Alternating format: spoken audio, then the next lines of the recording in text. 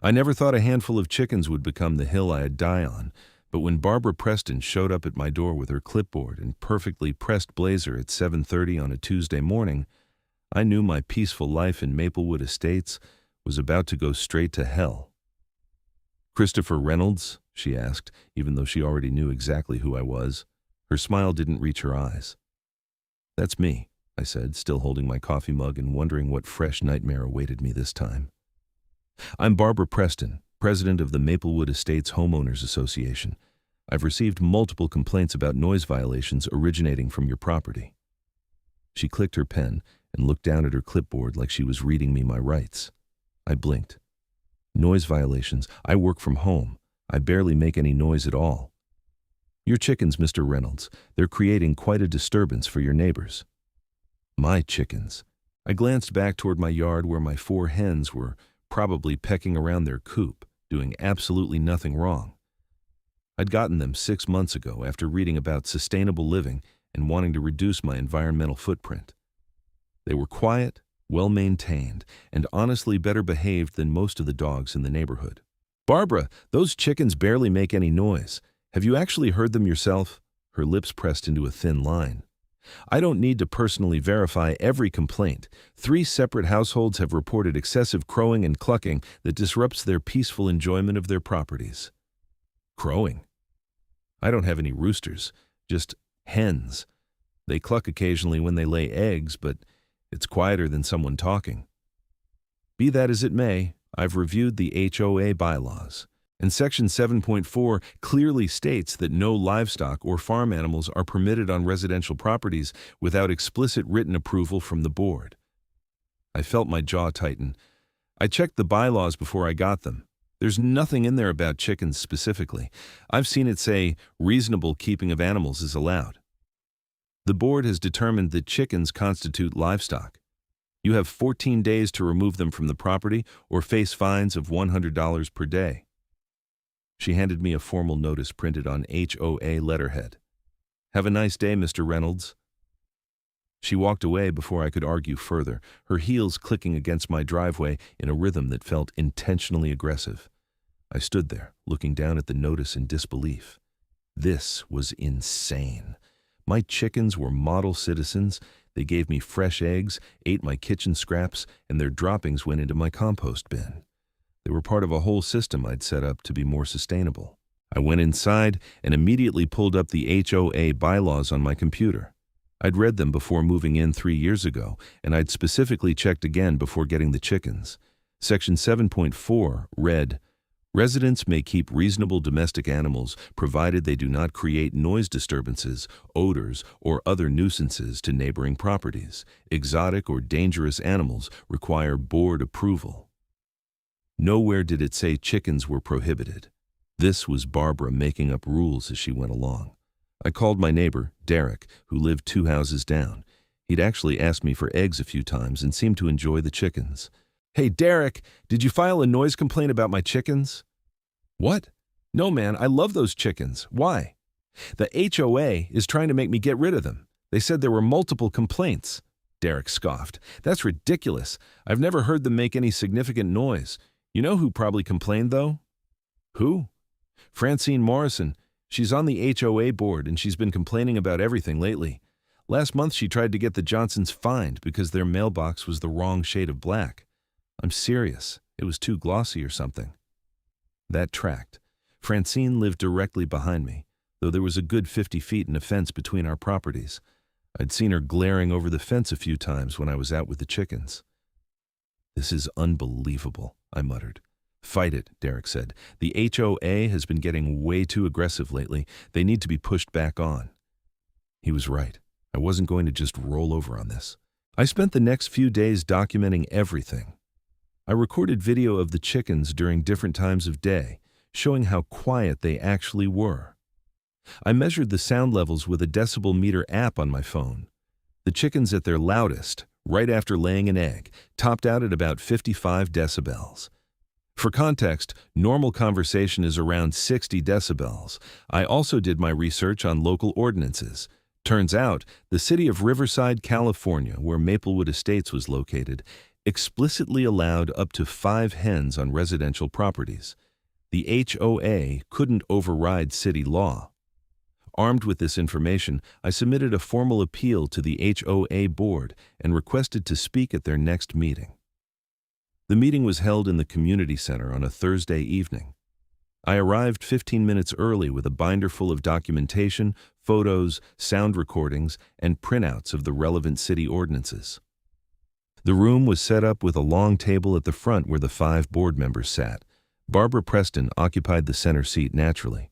To her right was Francine Morrison, a woman in her mid-50s with short blonde hair and an expression like she was constantly smelling something unpleasant.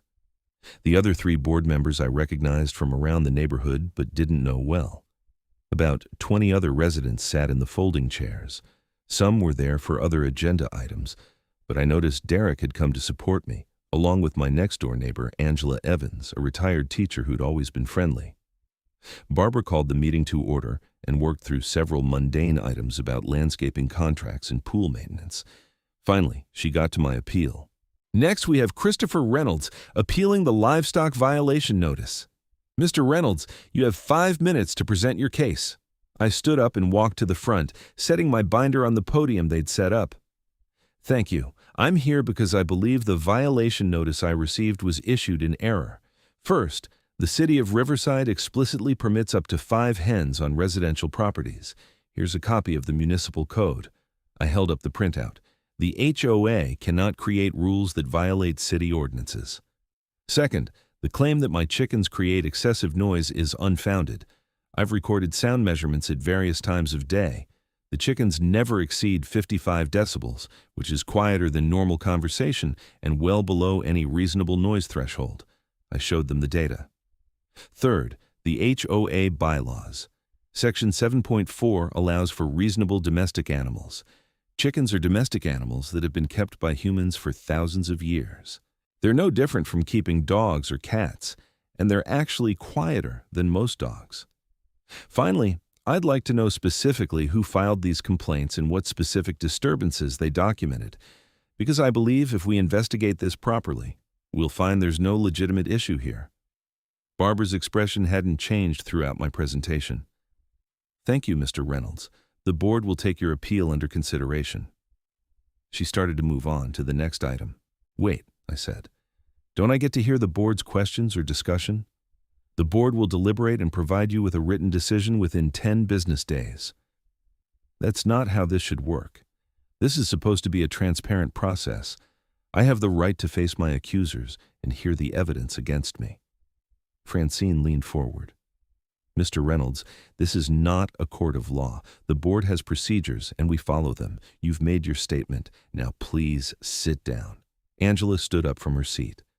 I'd like to speak in support of Mr. Reynolds. Barbara sighed. This is not a public forum on this matter.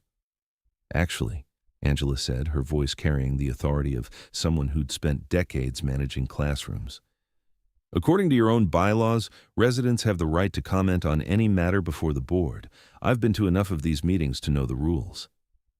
Barbara's jaw clenched, but she nodded. Fine. Keep it brief. Angela walked to the front. I live right next door to Christopher. I can hear when he's mowing his lawn. I can hear when he has friends over. I have never, not once, been disturbed by his chickens. In fact, I didn't even know he had them for the first month because they're so quiet. This violation notice is either based on false complaints or someone has an agenda. Either way, it's not supported by facts. Thank you, Mrs. Evans, Barbara said coldly. Anyone else? Derek raised his hand. I live 2 houses down, and I agree completely with Angela. Those chickens are not a nuisance. Another neighbor, someone I'd only met once or twice, stood up. I walk my dog past Christopher's house every day. Those chickens are adorable and quiet. Meanwhile, the Hendersons 3 streets over have a dog that barks nonstop, and I don't see the HOA doing anything about that.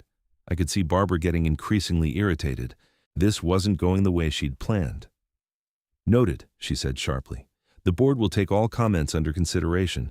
This matter is tabled for board deliberation. She moved swiftly to the next agenda item, and I returned to my seat, feeling both encouraged by the support and frustrated by Barbara's dismissiveness. After the meeting, Angela caught up with me in the parking lot. Don't let them bully you, Christopher. Barbara and Francine have been running this HOA like their personal fiefdom for too long. Thanks for speaking up, I said. I meant every word. And between you and me, I think this is really about that compost program they're pushing. What compost program? You haven't heard? The HOA is rolling out a mandatory composting initiative next month. Every household has to participate. They're having some company install these special bins and collect organic waste weekly. There's a fee involved, naturally. I already compost, I said. Why would I need to pay for that? Exactly. And I'm guessing your chickens eat a lot of what would go into that bin.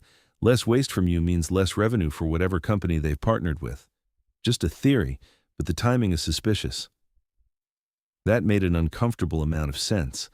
I'd been putting all my vegetable scraps, eggshells, coffee grounds, and other organic waste into my compost bin, and what the chickens could eat, they ate. I probably generated a quarter of the organic waste of a typical household. That's insane, I said. They can't force me to get rid of my chickens just to make money off a composting program. Angela shrugged. Welcome to HOA politics. Just be careful. Barbara doesn't like to lose. The written decision came exactly 10 business days later. The board had voted 4-1 to uphold the violation. I had 7 days to remove the chickens or the daily fines would begin. The decision letter was a masterpiece of bureaucratic doublespeak. It claimed that while the city might permit chickens, the HOA had the authority to impose stricter standards for the aesthetic character and peaceful enjoyment of the community. It dismissed my sound measurements as non-professional and stated that the board gave more weight to resident complaints than to my self-serving data. I was furious. This was so clearly unjust that I couldn't just let it go. I consulted with a lawyer who specialized in HOA disputes. Her name was Patricia Chen, and her office was in downtown Riverside. Do I have a case? I asked after explaining the situation. She reviewed my documentation and the HOA bylaws carefully. You have a decent case, but I need to be honest with you about what you're looking at. HOA litigation is expensive and time-consuming. Even if you win, you might spend $5,000 to $10,000 in legal fees. The HOA will use member dues to pay their lawyers, so they have deep pockets. So they can just do whatever they want because they can outspend me? Not exactly. Here's what I recommend. File a formal complaint with the California Department of Real Estate. They oversee HOAs and can investigate if the board is acting improperly. It's free and it puts official pressure on them. At the same time, I can send them a letter on your behalf outlining the legal issues with their decision. Sometimes that's enough to make them back down. And if it's not, then you decide if you want to pursue litigation or comply with their demand. I authorized her to send the letter. It cost me $500, but it was worth it to have a lawyer formally tell the HOA they were on shaky legal ground. The letter had an effect, just not the one I wanted. 3 days later, I received a new violation notice. This one claimed my compost bin was creating odors and attracting pests in violation of Section 9.2 of the bylaws. I almost laughed. My compost bin was a well-maintained enclosed tumbler. It didn't smell, and I'd never seen pests around it. This was pure retaliation. But the notice came with photos. Someone had clearly come onto my property and taken pictures of my compost area. The photos were taken from angles that made it look messier than it was, and one photo showed what appeared to be a rat near the fence. I knew for a fact that rat wasn't coming from my property. I'd seen rats in the alley behind the houses a few times. They were an urban wildlife issue, not something specific to me. I called Patricia Chen again. They're retaliating. Probably, she agreed. But proving retaliation is difficult. My advice? File the complaint with the Department of Real Estate now. Document everything and start looking into whether other residents are being targeted or if this is specific to you. I filed the complaint that day. I also started talking to more neighbors. What I discovered was enlightening. The HOA had ramped up enforcement dramatically in the past 6 months, right around when Barbara became president. There were fines for grass being a quarter-inch too long, for parking cars in driveways overnight instead of garages, for holiday decorations being up one day past the allowed period. The neighborhood Facebook group was full of complaints. But more interesting was the compost program Angela had mentioned. I did some digging and found out the company contracted for it was called Green Cycle Solutions. On paper, it looked legitimate.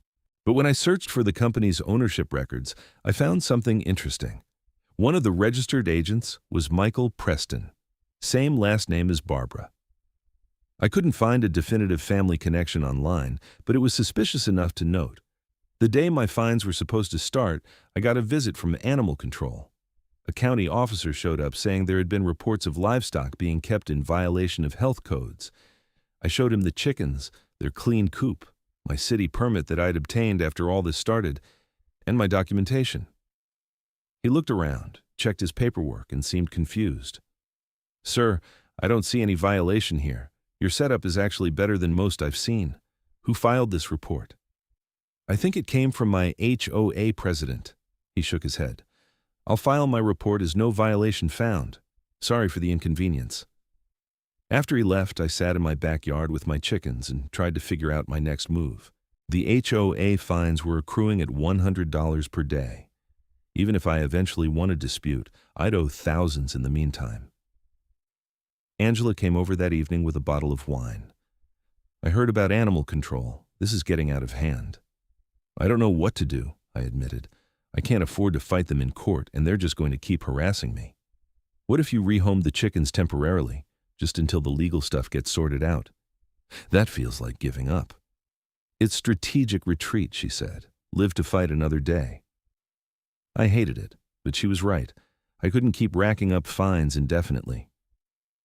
The next day, I found a small urban farm about 30 minutes away that agreed to take my chickens temporarily. The woman who ran it, Sarah, was sympathetic to my situation and promised to take good care of them. Loading the chickens into carriers and driving them away was harder than I expected. I'd gotten attached to the silly birds. They each had personalities. Henrietta was bossy and always first to the food. Ginger was skittish but sweet. Pepper was curious and would follow me around the yard. Nugget was the smallest and had a funny crooked tail. "I'll get you back," I promised them as I left them in Sarah's capable hands. I notified the HOA that the chickens had been removed and requested that the fines be waived since I'd complied before they started accruing. Barbara's response was terse. The fines would stand because I hadn't complied within the original deadline. I now owed $700. I refused to pay it and filed another complaint, this time with documentation of what I believed was selective enforcement and retaliation. Then, things got quiet for a few weeks. The HOA didn't contact me. I didn't hear anything from the Department of Real Estate. I went about my life, working from home, missing my chickens, and watching the neighborhood drama unfold from the sidelines. The mandatory composting program launched in early September. Every household received a large green bin and instructions on what could be composted. There was a monthly fee of $15 added to HOA dues. The collection happened every Tuesday morning. Within 2 weeks, people started complaining. The bins smelled. They attracted flies. The collection schedule was inconsistent, with pickups sometimes getting skipped. I had to admit to a certain satisfaction watching the program struggle, though I kept that to myself. Then, about a month into the program, Derek called me. "Dude, you need to see this." "See what?" "The rats. They're everywhere." I walked down to his house and he took me to his backyard. Near the fence line, I could see at least 4 rats scurrying around. They were clearly attracted to something. "It's the compost bins," Derek explained. "They're not actually sealed properly. The rats figured out they can get into them. It's happening all over the neighborhood. Check the Facebook group." I pulled up the Maplewood Estates Facebook page on my phone. Sure enough, there were dozens of posts from just the past few days. Photos of rats, complaints about the compost bins, people tagging the HOA and demanding action. Barbara had posted a statement saying they were aware of the situation and working with Green Cycle Solutions to address the issue. The irony was almost too perfect. They'd forced me to get rid of my quiet, clean chickens over non-existent noise complaints, and now their compost program had created an actual pest problem. But it got worse, much worse. Over the next 2 weeks, the rat population exploded. It wasn't just a few rats near the compost bins anymore. They were in gardens, in garages, in attics. People were finding droppings on their patios. Someone's dog got bitten. The HOA held an emergency meeting. I attended, curious to see how they'd handle this. The community center was packed. People were angry. Barbara tried to maintain order, but residents kept interrupting with complaints and demands. "This is unacceptable. We're paying for a service that made things worse. My kids can't play in the backyard because of these rats." Barbara kept insisting that GreenCycle was working on improved bins and that they'd hired an exterminator to handle the rat problem. Francine tried to defend the program. "Composting is environmentally responsible. We're reducing waste going to landfills. There are just some kinks to work out." "Kinks?" someone shouted. "There are rats in my walls." An elderly resident named Mr. Patterson stood up. He was a retired engineer, probably in his 70s, and well respected in the community. "I'd like to know exactly how this company was selected. Was there a bidding process? Were alternatives considered?" Barbara shifted uncomfortably. "The board conducted a thorough review and selected the most qualified vendor." "I want to see the documentation," Mr. Patterson said. "The RFP, the bids, the selection criteria. As a member of this HOA, I have the right to review the association's records." "You can submit a formal request," Barbara said tightly. "I'm submitting it now, verbally, in front of witnesses." The meeting devolved further from there. By the end, the board had agreed to suspend the composting program temporarily while they addressed the rat issue and reviewed the contract with GreenCycle. I caught up with Mr. Patterson afterward. "That was impressive," he smiled. "I've been dealing with HOAs for 40 years. You learn the tricks. I heard about your chicken situation, by the way. Absolute nonsense. Chickens would have actually helped with the bugs that attract rats." "That's what I thought." "Keep fighting them, son. Bullies only win when people roll over." 2 days later, Mr. Patterson emailed me and several other residents. He'd obtained the records he requested, and what he found was damning. There had been no competitive bidding process. GreenCycle Solutions was the only company the board had contacted.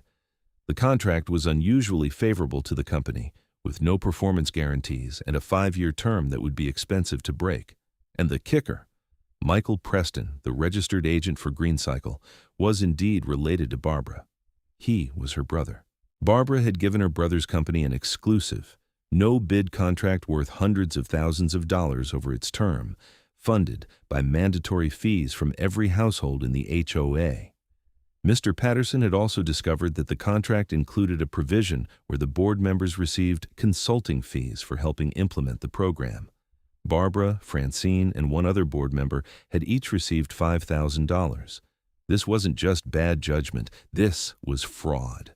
Mr. Patterson forwarded all of this to the Department of Real Estate and to the District Attorney's Office. He also posted a summary on the neighborhood Facebook group.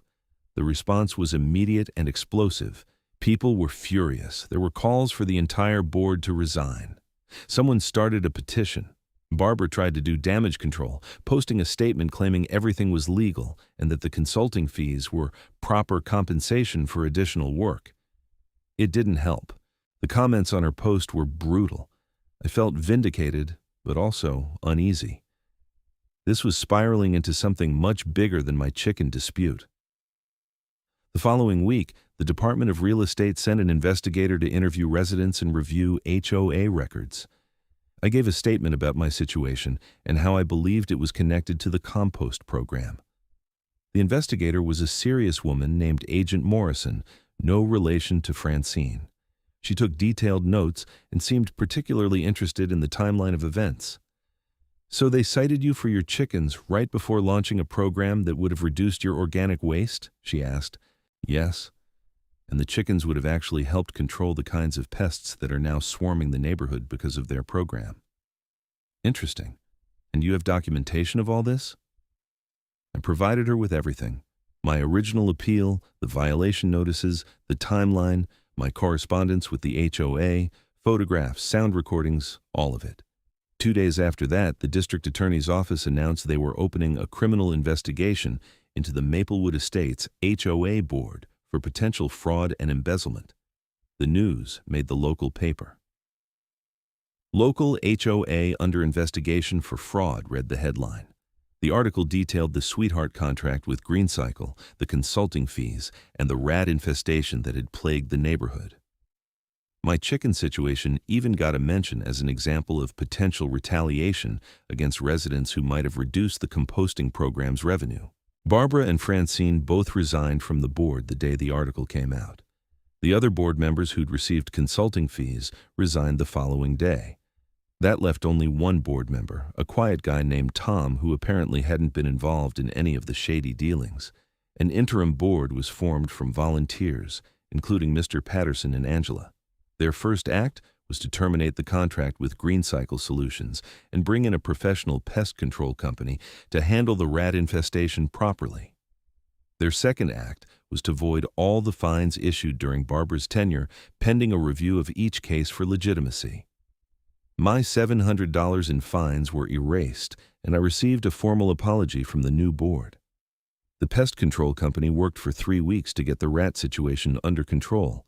It involved a lot of traps, some strategic use of rodenticide in controlled locations, and most importantly, removing the improperly designed compost bins that had created the problem in the first place. The neighborhood slowly returned to normal, though there was a wariness now. People paid more attention to HOA business. Attendance at monthly meetings tripled. I brought my chickens back home on a sunny October morning. Henrietta, Ginger, Pepper, and Nugget settled right back into their coop like they'd never left. Sarah from the urban farm had taken great care of them, and they'd even continued laying eggs. Angela came over to welcome them back with some vegetable scraps. "The conquering heroes return," she joked. "I can't believe all of this actually happened," I said, watching the chickens peck around happily. "The thing about standing up to bullies," Angela said, "is you never know what you'll uncover. You just wanted to keep your chickens. You ended up exposing corruption." "I just wanted fresh eggs and to be left alone," I said. "Well, you can have that now." The criminal investigation took months. I had to give a formal deposition to the district attorney's office in January. They asked me detailed questions about my interactions with Barbara and Francine, the timeline of the violations, and my understanding of how the composting program worked. The lawyer handling the case, a prosecutor named James Walsh, explained what they were building. "We have evidence of self-dealing, fraud, and embezzlement. Your case helps establish a pattern of retaliation and abuse of power. It shows they were willing to harass residents to protect their scheme." What kind of charges are they looking at? For Barbara and Michael Preston, potentially felony fraud and conspiracy. For Francine and the other board members, it depends on what they knew and when. They might get plea deals if they cooperate. And what about all the money they made from this? We're working with the HOA's lawyers to recover it. There will likely be civil suits as well. The case went to trial in April. Barbara and Michael Preston were charged with multiple counts of fraud, conspiracy, and embezzlement. Francine and the other board member who'd taken consulting fees, a guy named Richard, were charged with lesser offenses. I attended several days of the trial. It was fascinating in a grim way to see all the evidence laid out. The prosecution showed how Barbara and Michael had created GreenCycle Solutions specifically to get the HOA contract. They'd falsified credentials for the company, claiming experience they didn't have. The bins they'd provided were cheap units purchased from a wholesale supplier and marked up by 300%. The consulting fees were clearly kickbacks. There was no documentation of any actual consulting work performed. Email evidence showed Barbara and Francine discussing how to enforce the composting program participation, including identifying residents who might be non-compliant because they had their own composting systems. My name appeared in those emails. One email from Francine to Barbara read, "Reynolds with his chickens is going to be a problem. Those birds probably eat half his scraps. We need to deal with that before the program launches." Barbara's response, "Working on it." Seeing it in black and white made my blood boil. They'd targeted me deliberately to protect their fraudulent scheme. The defense tried to argue that the consulting fees were legitimate and that the composting program was a well-intentioned effort that had some implementation problems. They claimed the rat issue was unforeseeable and not their fault. The prosecution destroyed that argument by bringing in an expert on composting systems who explained that the bins GreenCycle provided were completely inadequate for food waste composting. They were designed for yard waste only, and anyone with actual expertise in composting would have known they'd attract pests. This wasn't an accident or an oversight, the expert testified. This was either gross incompetence or deliberate disregard for proper practices. Given that they were charging premium prices, I'd lean toward the latter. The jury deliberated for 2 days. Barbara Preston was found guilty on all counts. Michael Preston was also convicted. Francine Morrison was found guilty of conspiracy and accepting illegal payments. Richard, the other board member, was convicted on the payment charges but acquitted on conspiracy. Sentencing happened 6 weeks later. I attended, sitting in the gallery with Angela, Derek, and Mr. Patterson. The judge was a stern woman named Judge Rothman. She'd clearly read all the materials thoroughly. "Mrs. Preston," she said, looking at Barbara, "you held a position of trust. Homeowners relied on you to act in their best interests. Instead, you abused that trust to enrich yourself and your brother at their expense. You harassed residents who might have interfered with your scheme. Your actions led directly to a pest infestation that decreased property values and caused significant distress to the community you were supposed to serve." She sentenced Barbara to 3 years in state prison and ordered restitution of $215,000, representing the excess fees collected and the consulting payments.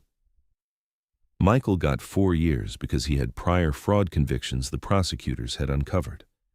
Francine got 18 months and had to pay back her consulting fees. Richard got probation and community service. Walking out of the courthouse, I felt a strange mix of emotions. Justice had been served, but it had taken over a year of stress and conflict to get there. All because I'd wanted to keep some chickens in my backyard. "How are you feeling?" Angela asked. "Tired," I admitted, "but glad it's over." "Your chickens are famous now, you know," Derek said, grinning. "I saw someone on Reddit call them the chickens that brought down an HOA. I laughed. "They're just chickens. They didn't do anything except exist." "Sometimes that's enough," Mr. Patterson said. "You stood up for something that mattered to you, and you didn't back down when they tried to bully you. That takes courage." The civil suits that followed resulted in the HOA recovering most of the money that had been stolen, though legal fees ate up a significant portion. The HOA also implemented new governance rules requiring board member term limits, mandatory disclosures of conflicts of interest, and competitive bidding for any contract over $5,000. A proper composting program was eventually implemented, but it was optional rather than mandatory. Residents could choose to participate for a small fee, or they could handle their own composting. About half the neighborhood opted in. The new bins were properly designed and didn't attract rats. I kept my chickens, and they continued to be model citizens of Maplewood Estates. I got 3 more hens that summer, bringing me up to the city limit of 5. Their eggs were delicious, and my compost system worked beautifully with their help. Barbara served 20 months before being released on parole. I saw her once after she got out, at a grocery store in a different part of town. She saw me too. We made eye contact for a moment. She looked older, tired. I felt a flash of something. Not quite sympathy, but not quite satisfaction either. She'd brought it on herself, but there was still something sad about seeing how far she'd fallen. She turned and walked away quickly, and I continued with my shopping. Life in Maplewood Estates settled into a new normal. The HOA was more transparent and less aggressive. The new board actually seemed to care about serving the community rather than enriching themselves. Meetings were well attended, and residents felt empowered to speak up about issues. I became somewhat known in the neighborhood as the chicken guy, which I didn't mind. People would stop by to see the birds or ask about keeping chickens themselves. I was happy to share what I'd learned. Derek got chickens too, 3 hens he named after spices: basil, sage, and thyme. Angela considered it, but decided she was too old to be chasing chickens around if they got out. She settled for buying eggs from me and Derek instead. The whole experience changed how I viewed home ownership and community involvement. I'd always been someone who kept to himself, did my own thing, and avoided conflict. But I learned that sometimes you can't avoid conflict, and sometimes fighting back is the right thing to do, not just for yourself, but for everyone. If I'd just given up my chickens right away, Barbara and her cronies would have continued their scheme unchallenged. they would have stolen more money and harassed more residents. The rat infestation might have gotten even worse before anyone connected it to the composting program. My stubbornness had exposed something rotten, and while the process had been stressful and frustrating, the outcome made the neighborhood better for everyone. On a warm evening in late summer, I sat in my backyard watching the chickens settle into their coop for the night. The sun was setting, painting the sky in shades of orange and pink. I could hear Derek's chickens clucking a few houses down. Somewhere a dog barked, normal neighborhood sounds. My phone buzzed with an email. It was from Sarah at the urban farm where my chickens had stayed during the conflict. She was forwarding an article from a sustainable living magazine about HOAs in urban farming. The article mentioned my case as an example of why HOA regulations needed reform to accommodate modern sustainable practices. Your chickens started a movement, Sarah had written. People all over California are citing your case when they fight their HOAs over chickens, gardens, and composting. Thought you'd want to know? I read through the article with interest. It discussed how many HOA regulations were outdated and didn't account for modern environmental concerns. It talked about the need for residents to push back against overreaching boards. My situation was presented as a case study in standing up for sensible, sustainable living practices. The article included a quote from an HOA reform advocate. The Reynolds case in Riverside shows what can happen when boards prioritize control and profit over community well-being. It also shows that residents have more power than they think if they're willing to use it. I forwarded the article to Mr. Patterson and Angela with a note. Apparently, we're famous. Mr. Patterson replied within minutes, "Good. Maybe it will help others avoid what we went through. Though I have to say, despite everything, I'm glad it happened. Our HOA needed that wake-up call." Angela's response was more succinct. "Your chickens are heroes. Tell them I said so." I went back outside and did exactly that. The chickens, of course, had no idea what I was talking about. They were just chickens, content with their food, water, and safe coop. They hadn't set out to expose corruption or reform HOA governance. They just existed, doing chicken things. But sometimes that's enough. Sometimes just insisting on your right to live reasonably, to pursue harmless, sustainable practices, to not be bullied by petty tyrants, that's enough to change things. I thought about all the people who'd helped along the way. Derek and Angela speaking up at that first board meeting, Mr. Patterson digging into the records, the neighbors who'd supported me on social media and at meetings, Patricia Chen providing legal advice, the investigators and prosecutors who'd taken the case seriously. None of us had set out to bring down a corrupt HOA board. We'd just responded to what was right in front of us, stood up for what seemed right, and refused to back down when pressured. The lessons from this whole experience stayed with me. I became more active in local politics, attending city council meetings and weighing in on issues that affected the community. I joined the interim HOA board for a term, helping to implement some of the reforms we'd fought for. I wanted to make sure the culture really changed, that future boards couldn't slide back into the kind of abuse Barbara had perpetrated. I also became an advocate for urban farming and sustainable living. I gave talks at the library about keeping backyard chickens. I helped several neighbors set up their own chicken coops and composting systems. I even consulted with other HOAs in the area that were trying to update their rules to be more environmentally friendly. The rat problem that had plagued Maplewood Estates became a cautionary tale in its own right. The local news had covered it extensively, and it became an example of what not to do when implementing a composting program. Environmental groups used it as a teaching tool, showing the importance of proper system design and maintenance. Ironically, the neighborhood ended up with a much better composting program than Barbara had ever intended.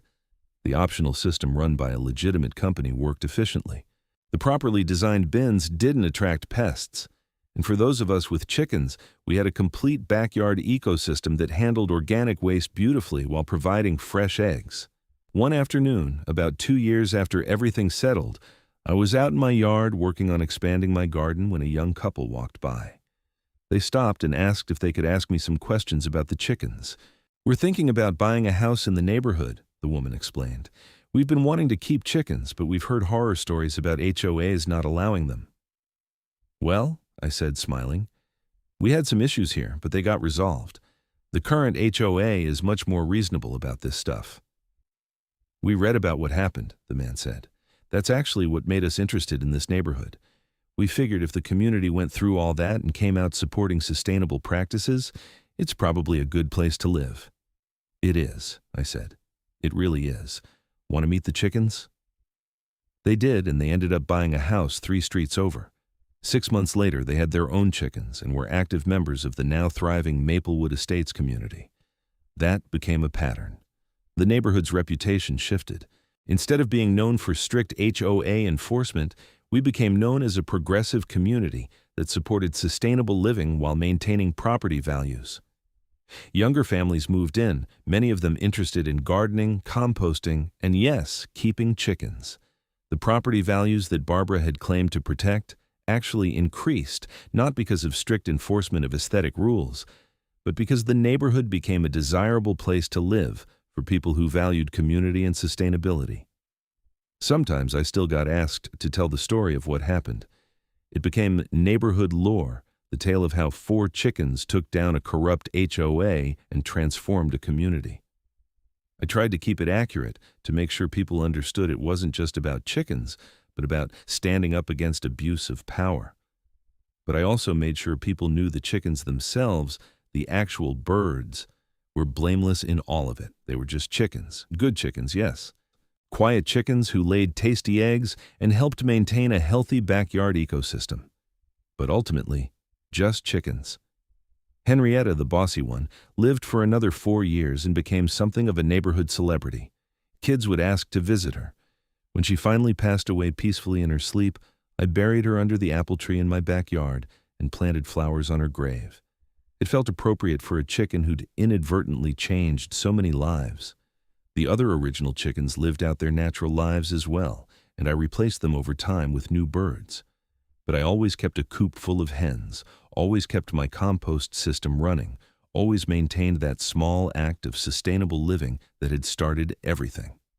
Years later, when people asked me if I'd do it all again, if I'd fight the HOA, knowing everything that would follow, I always said yes without hesitation. Not because I enjoyed the conflict or wanted to expose corruption, though I was glad that happened, but because the alternative was unacceptable. The alternative was giving in to bullies, accepting arbitrary rules, letting people abuse their power without consequence. The alternative was a neighborhood where residents lived in fear of their HOA, where petty tyrants could harass people over harmless choices, where corruption went unchallenged. I couldn't live with that alternative, and it turned out a lot of other people couldn't either. So 4 chickens had stayed, then briefly left, then returned victorious. A corrupt HOA board had fallen, rats had swarmed and been defeated, laws had been enforced, justice had been served, a community had been transformed. And through it all, through every meeting and lawsuit and investigation and trial, the chickens just kept being chickens. They pecked at bugs, ate scraps, laid eggs, and made their soft clucking sounds that had never been a disturbance to anyone. Sometimes the smallest, quietest acts of living authentically are the most revolutionary. Sometimes insisting on your right to keep 4 chickens in your backyard is enough to change the world, or at least your corner of it. I learned that lesson well, sitting in my backyard in Maplewood Estates, Riverside, California, listening to my chickens settle in for another peaceful night, grateful for the stand I'd taken and the community that had stood with me. The chickens, of course, knew none of this. They just knew they had a good home, plenty of food, and a human who protected them. And in their simple chicken way, that was enough. For me, it was more than enough. It was everything.